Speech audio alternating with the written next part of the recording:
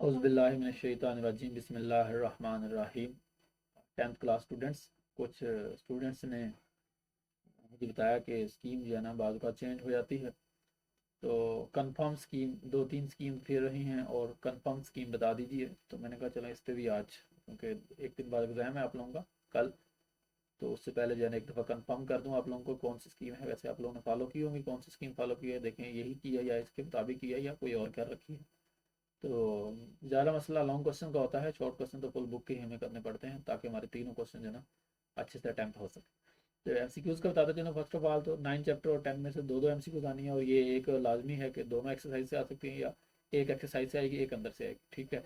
और ये एक एमसीक्यूज़ है, इसमें कंफर्म होता है तकरीबन 90% की ये जिसमें एक एक एमसीक्यूज़ है ये तकरीबन एक्सरसाइज से उठाई जाती है, और ये दो दो एमसीक्यूज़ है, एक अंदर से उठा लेता है और एक एक्सरसाइज से उठा लेता है। वैसे जो पास्ट पेपर वाले आप लोगों ने अगर लास्ट से 4-5 बोर्ड कर रखे हैं, लास्ट से भावलपुर हो गया, डीजी खान हो गया, मुल्तान साहिब, ये ज़्यादा इंपॉर्टेंट होते हैं, हमारे डीजी खान बोर्ड से खासतौर पर मिलते हैं।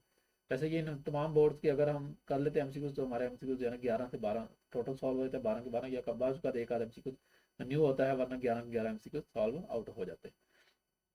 नेक्स्ट हमारे पास है शॉर्ट क्वेश्चन। शॉर्ट क्वेश्चन में जो क्वेश्चन नंबर का पहला पार्ट, क्वेश्चन नंबर 2 आपके पास बन के आएगा, जिसमें से आपने 8 में से 5 करने होंगे।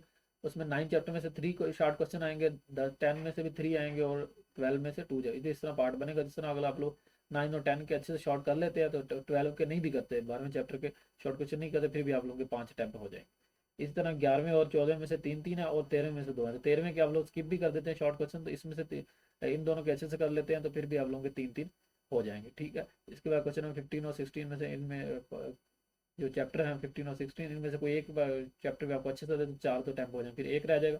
तो मे भी इसमें से जो है ना एक आप बाजू का आप लोगों ने तैयार किया तो आ जाता है, या दोनों के तैयार करेंगे तो 4-4 8 के 8 आप लोगों के टाइम पर हो सकते हैं, या इस तरह करें एक के सारे कर लें, एक के जो है ना 5-7 इंपॉर्टेंट जो है वो कर लें, उसमें से एक आध या दो लग जाएंगे तो आप लोगों का काम हो जाएगा, ठीक है। उसके बाद लॉन्ग क्वेश्चन की स्क्रीन पे चलते हैं।